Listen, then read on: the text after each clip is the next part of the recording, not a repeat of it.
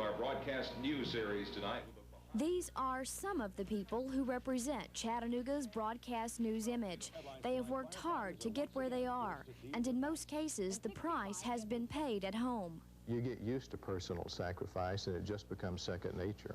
Good evening. Here's what's happening. Like most of Chattanooga's anchors, Bill Markham of Channel 3 works the night shift, so he takes special precautions to make sure his job does not interfere with his home life. I make sure that I spend some time with my family. I go home for dinner every night that a lot of people in this business don't do. When I came to Chattanooga, I bought a house that was 4 minutes away, you know, so every night when I get off at 6:30, I go home and have dinner and then come back to work. But some things are out of the anchor's control. Ratings occur 4 months out of every year.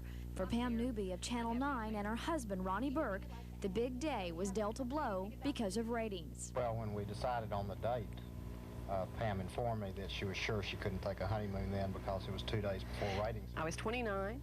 I'd never been married. This was big news. And everyone in the room looked at me like. And then my boss said, another boss, years ago, another place, said, well, I guess you know you can't go on a honeymoon. Never said congratulations. That was his reaction. Did you go on your honeymoon? Well, I knew he was right. It was ratings, and I couldn't. Channel 9's meteorologist Neil Pascal could soon know those same frustrations. Next month is a rating month, but the stork can't wait. So when my wife goes into labor, I'll get to go with her then, but I'm sure I'm expected back here as quickly as possible, so maybe I'll get a day off. Hey, Goldilocks, there's your brother. Tamara Lister of Channel 3 is taking some time off to be a mother. During the pregnancy, she and her husband were apart because of jobs. Her husband is now back home for good, but Tamara must now balance between the career she can't give up and the family she's always wanted. I'm not always going to be able to be there in reality, like my ideals and upbringing tell me I need to be there. And Mike's the same way. I mean, even as the role of the dad, he wants to be there for the child too, but he works crazy hours like I do. So somewhere there's going to have to be some give and take, and that's a frustrating feeling because you don't know where that give and take is going to take place. For TV 12 meteorologist David Neal and his wife, that give and take comes when severe weather hits. We had the snowfall, and so I was gone 4 days straight there. I didn't even come home. So, yeah, it's especially hard. She gave me an ultimatum about 2 years ago. She said, we either have a baby or we get a dog. We have a Cocker Spaniel. He's about 2 years old now, so. Cater Lee doesn't have a husband waiting at home, but her career still requires some sacrifices. I don't have the kind of social life that a normal 24-year-old female would have.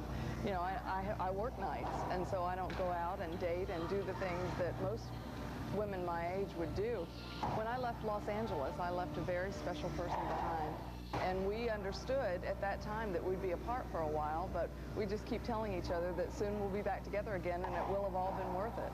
So the sacrifices made by those in the news media are extreme, and believe me, I know, because my wife is the reporter doing this story. And believe me, it's double trouble when your husband is in the very same business, 300 miles away. And with a 2.5-year-old, things are pretty rough on everybody involved. So is it tough being married to me? Oh, you're a great person.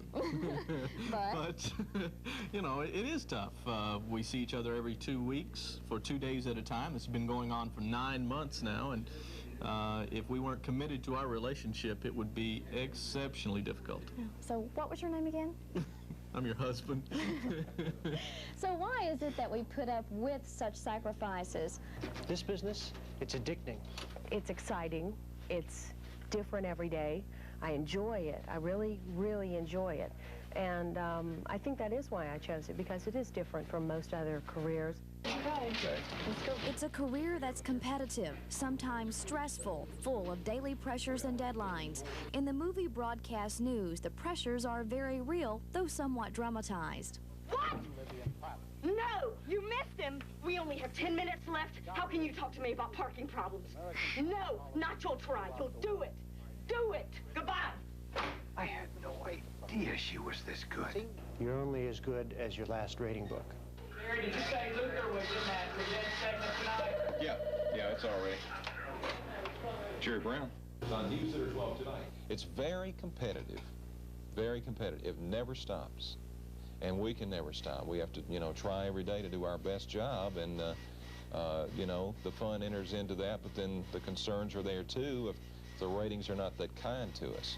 After 20 years in the business, Jerry has learned to deal with the pressures. When I started television, I was striving for perfection. I wanted to do the best job and be the best anchor man and go to the best TV market like that. And was ultra sensitive about every mistake I made, and I had to say, wait a minute, you know, I had to look at it and say, I've got to enjoy this or I'm going to have to get out of it. Pam Newby compares the daily pressures to a school test, except the broadcast test comes every day. I always think, really, that you're as good as your last newscast, and that way, if you don't, you know, if I stumble through one newscast, I'll go, oh, don't I do that? I go, oh, it was terrible today. Bob Johnson says he's careful not to take the job home. A lot of people are married to this business day and night, either because they choose to or because they have to be. And I try to separate that.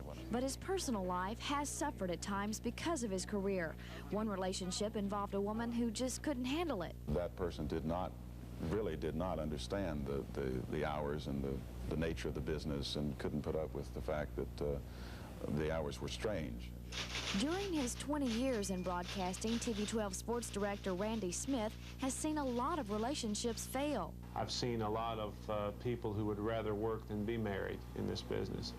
But since I was married before I got into this business, so to speak, then I've learned to adjust. And I think it's really important that you keep your priorities in order. But as Cindy Sexton of Channel 3 says, when you're first starting out, priorities often take a back seat to ambition. But I think you finally become unwilling to let your career dictate everything. I think you want to try to make it work out a little bit better.